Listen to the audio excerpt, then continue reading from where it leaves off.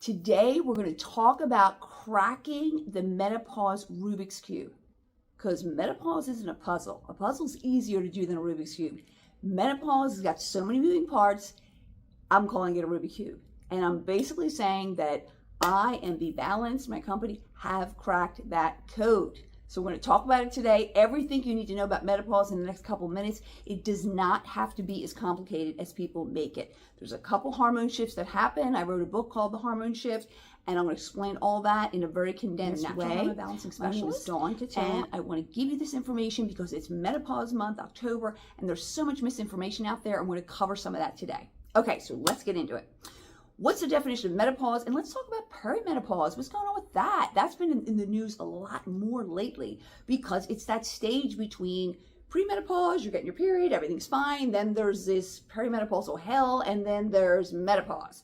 So let's talk about it. Okay, so menopause, basically medical definition, is when you haven't had your period, haven't got a cycle, really ovulation. You haven't ovulated, but you know that by having a period because who knows if they're ovulating, right? You have to get a test for that. So basically, you haven't had a period in 12 months, okay? That's the definition. And what's the problem with that? Well, we're going to talk about hormonally what's happening in menopause. And when you stop ovulating, therefore getting a period, right? We don't need the period. What we need is the ovulation because there's a certain hormone that comes out of that.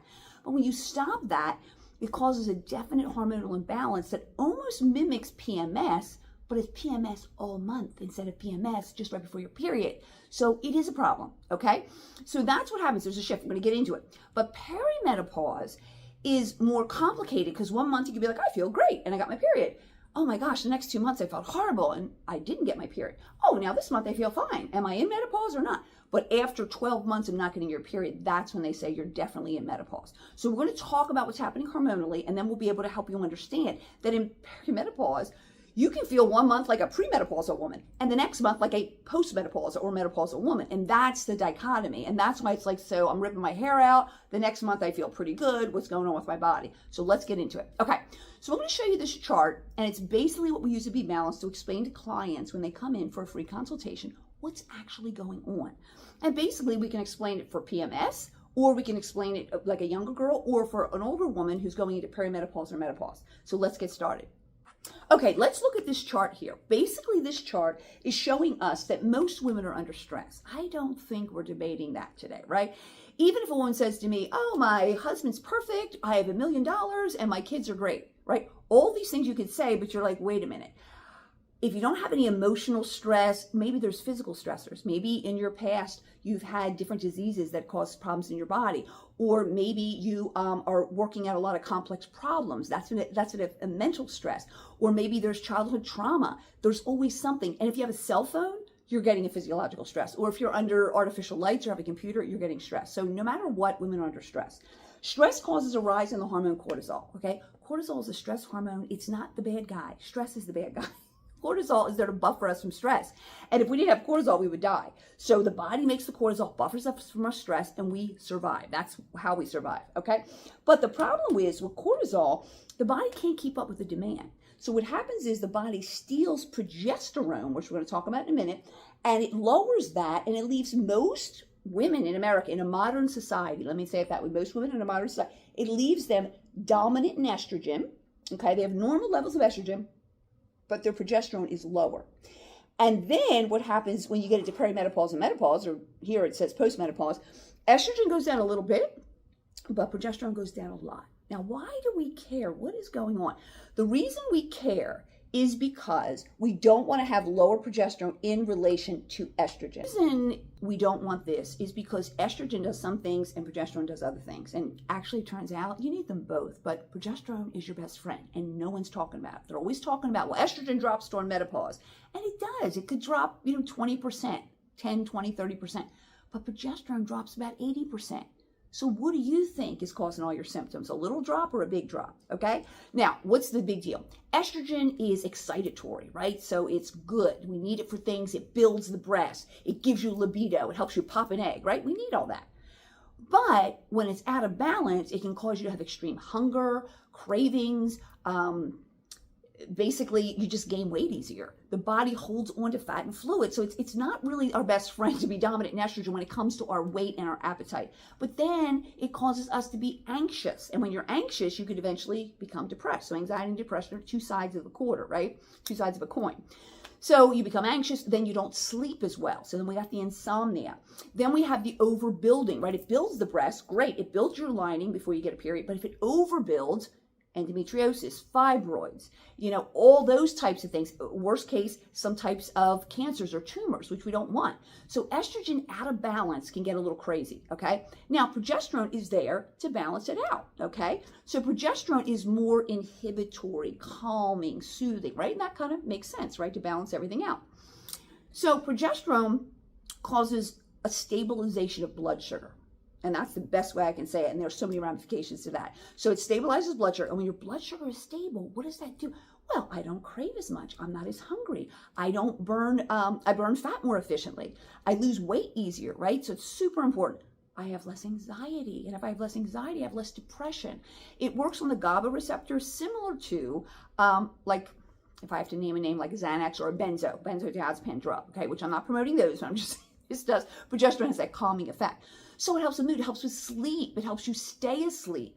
And it also inhibits the overgrowth of tissue. So you don't get over heavy periods, you don't get fibroids, you don't get endometriosis. And there's a lot of research, and I even did a study on this, that it inhibits and goes against the female-related cancers, okay? So if they're balanced, you're fine. But if estrogen's dominant, then estrogen's running around your body, stimulating, lighting a bunch of fires, and causing all the symptoms I just said. So that's not good. So I like to think of it this way. I don't want to villainize estrogen, but estrogen's like a teenager, right? A little crazy. And progesterone's like the parent. So if I said to you, if you have kids, why don't you let your 5 or 6 teenage girls and boys, 16, 17, 18, just rent a beach house for the week, and that'll be great. You'll be like, I don't think so. Because someone's getting pregnant, someone's taking drugs, the place is going to get burnt down, right? Not a good idea. So if I said, well, wait a minute, what if we put one parent in the room or in the building with them? One parent, one chaperone. You'd say, oh, well, that's a different story. Well, that's the same thing. If estrogen, about 5 or 6 molecules need to be balanced by one progesterone, that changes everything. But most American women have lowered progesterone. So what we teach as BeBalanced is, and I'm going to show you on this next chart, how to balance that out. So looking at this chart now, at BeBalanced, or just in general, you want to learn how to lower stress. So relaxation, meditation, exercise, going out and taking a walk. There's so many things. But when you lower stress, the body lowers the stress hormone cortisol, and that doesn't put a strain on the progesterone. So progesterone levels can go back up again. But it be balanced, and we're going to tell women, I'm telling you here on this video, you want to augment with progesterone. So we can bring up progesterone a little bit, and you see in the picture here, when you bring up progesterone for young girls, it balances with estrogen. No more PMS. Literally, when we work with clients in 1 month, their next cycle is dramatically different. Okay? And then for a postmenopausal woman, here's the real interesting thing. When you bring up progesterone, that's the first big myth of menopause. Do we need to give women estrogen? Well, the scientific fact, the fat in the skin cells can make estrogen. So you're always going to have a little subcutaneous fat, right? You're always going to have skin cells, I hope, right?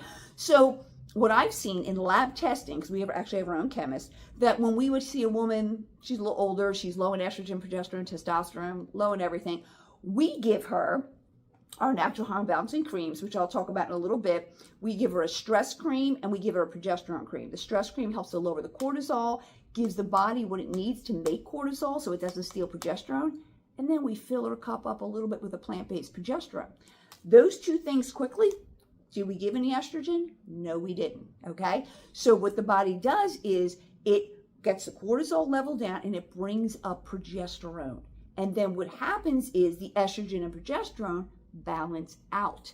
So you don't need to give estrogen. Now you're like, well, where did the estrogen come from? Well, I would see it on lab tests. They would be low. We'd give these 2 creams, no estrogen. All of a sudden their estrogen was coming up. What happens is when the body senses that progesterone is coming in, it'll start to make estrogen from the fat in the skin cells. Not the ovaries, right? They're done now. They're like, I'm out. It's menopause. But it will make it from the fat in the skin cells. Therefore, do we need to give women estrogen?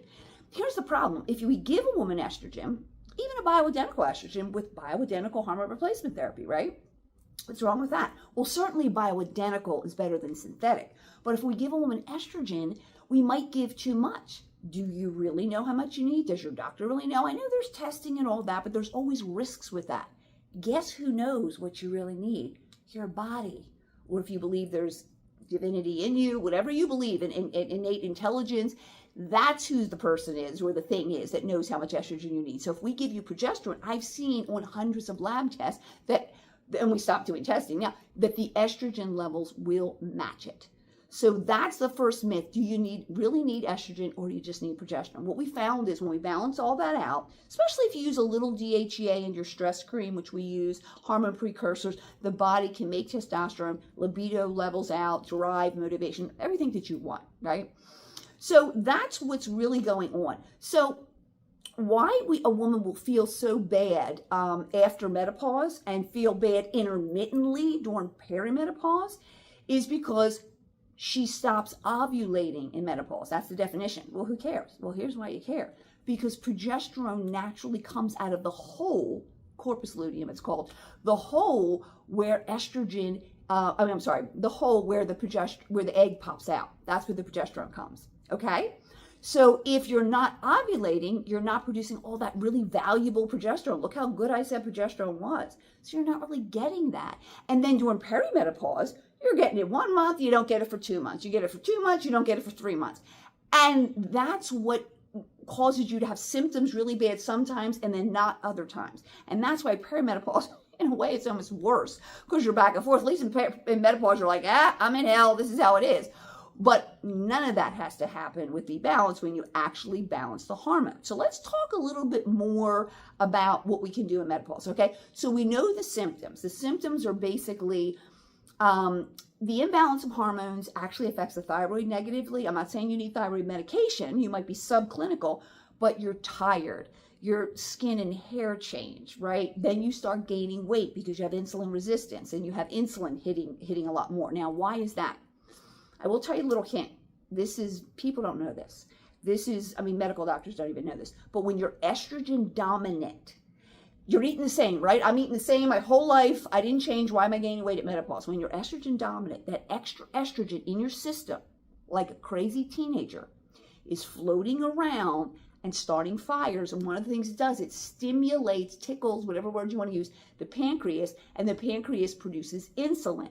Too much insulin, you become insulin resistant. Or if you didn't eat enough, the insulin drags your blood sugar down, and then cortisol goes up, and your blood sugar goes up, and you're on a roller coaster. That's a lot of fun. So you don't feel good, you're hungry all the time, and you can't lose weight.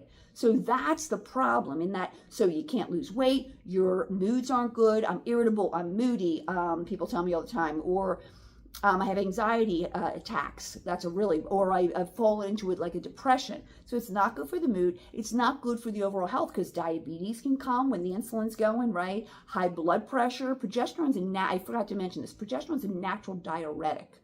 So it will help with breast tenderness or bloating or ankle swelling or high blood pressure. So that's going to go down. And you're going in the opposite direction of a lot of female-related cancers. So this is pretty big stuff. High blood pressure, high blood sugar, diabetes, and female-related cancers. Yeah, I'll take some of that progesterone, please, to push me in the other direction, right? We're not making huge claims, but these are things that happen. So that's why your weight's going up, your mood's bad, you're having all these clinical issues, you're tired. If you get to a point where you're really bad, you can start to have like fibromyalgia, chronic fatigue, things like that. And they often go undiagnosed. So that's why you feel terrible. You don't look the same. You don't feel the same. You're just like, I just want to be myself again. But what's the biggest symptom? Hot flashes and night sweats, okay?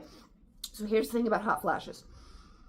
A little boy doesn't get them, right? A young girl doesn't get them. An older man doesn't get them. A younger woman doesn't get them. Like, who's getting hot flashes? Women in their later 40s, 50s, like 60s, right in there, okay? Hot flashes are from that hormonal imbalance. Estrogen dominates, progesterone deficient. But what brings them on? Like, why did I get one today at 11, then I need to get another one till 3 in the morning, which is more of a night sweat? What's going on? What triggers them? They're brought on by an imbalance, right? Because this age group has a big imbalance, but they're triggered by drops in blood sugar. So you don't believe me? You try it out. So you wake up one morning, you're like, I gotta get my daughter to dance practice or whatever. And you have a coffee, which is gonna probably make it worse. And you're running around, you got up at 6, it's like 11, you have a major hot flash. Why? because you didn't have anything with your coffee. You just either had nothing or just coffee would stimulate you, or maybe you had a sugary drink or something.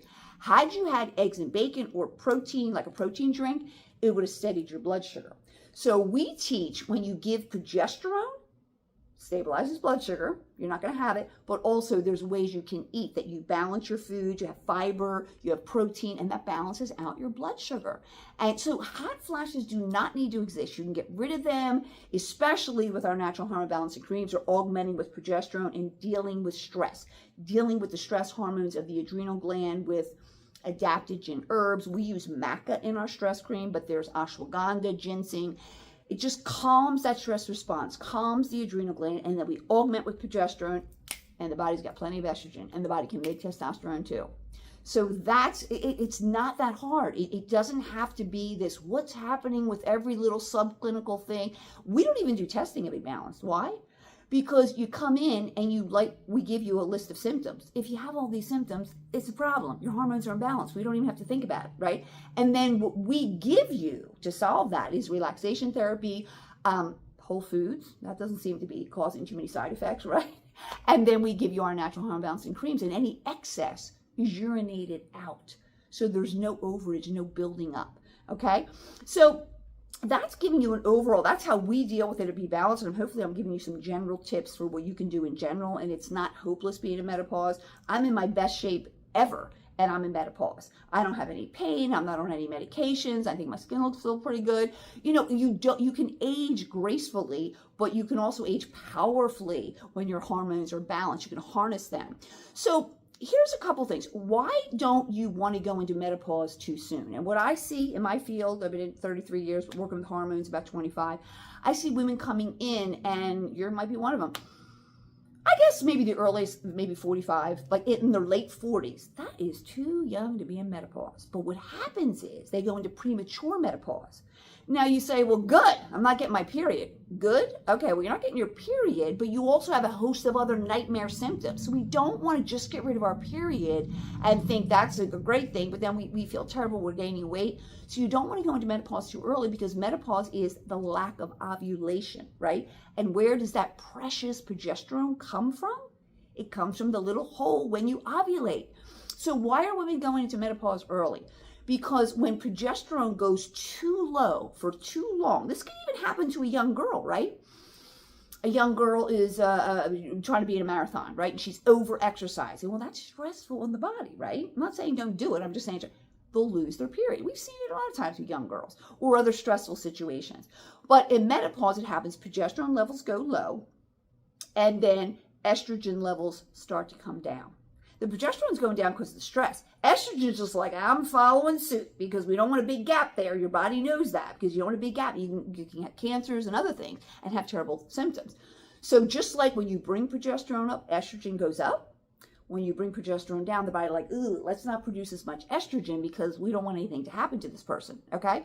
So that's what happens in the menopausal situation, okay? So basically, when it comes to menopause, we don't want to go into it too early, because we're going to bring on a bunch of symptoms. But that's basically how it happens.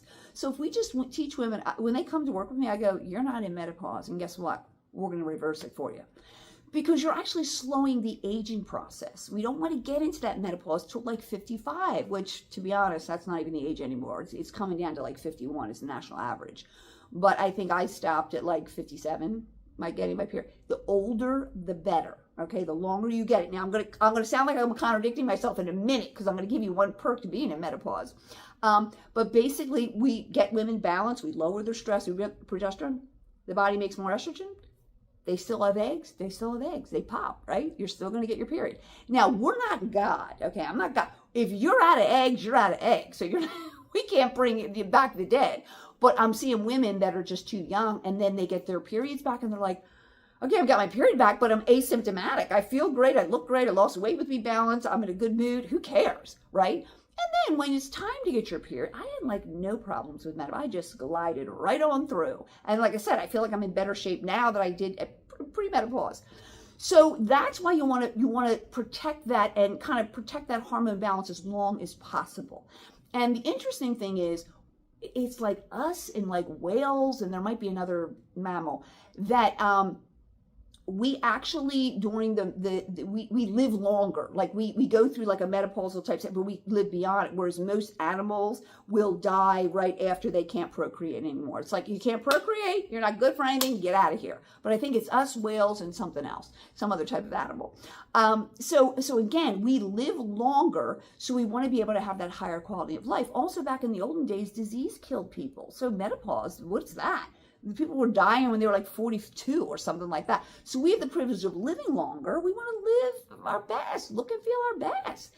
And again, menopause is a good time because we hopefully have learned a lot. We've hopefully matured, and we have a different outlook on life. We can use all that wisdom, and we just want our body and what we look like and everything to follow suit. Now, here's the interesting good thing, and this is more from Taoism and Chinese medicine. This is so interesting, of why after menopause, there is some anti-aging benefits to it. Okay, I just gave you all the other ones, but they're, instead of being like, oh, well, now I'm in menopause, I'm going to dry up. No, here's the thing. When women get their periods, we lose a lot of energy. Now, not that we're just tired, right? The day of your period, you're like, I'm a little tired. And that's fine. There's whole things you're supposed to do based on your cycle, which I can't get into in this. So women are tired, okay? But they're also energetically losing energy. So after menopause, they're conserving that. They're not bleeding anymore. So that, and I don't think I'm making this up, I'm pretty sure this is what the book said, but it was my theory too. That's why women live longer than men. Now you're like, well, what do you mean? Men don't have periods. Well, men ejaculate. I don't think they're stopping that at 50, right? Especially with Viagra. So ejaculation, they lose a lot of sexual energy. So we're conserving it as an older person. They're ejaculating their whole life. We're getting our periods, so we're aging the same. But then afterwards, after a certain age, we get to remember, we're conserving that. We don't have that blood loss. And, unless they're practicing some type of, Taoism or tantric thing, they're usually, or doing ingasms, which is a whole nother video, they're probably still ejaculating. So therefore, after menopause, in a way, it is a little bit healthier, if that makes sense, because we're conserving that. When we're younger, we're losing, that blood, and that does drain us from energy. So, drain our energy. So basically, what I want to leave you with is menopause doesn't have to be a menopause hell. We have solved the Rubik's Cube. It doesn't take that much time and effort. We teach how to eat a little bit better, stabilize your blood sugar.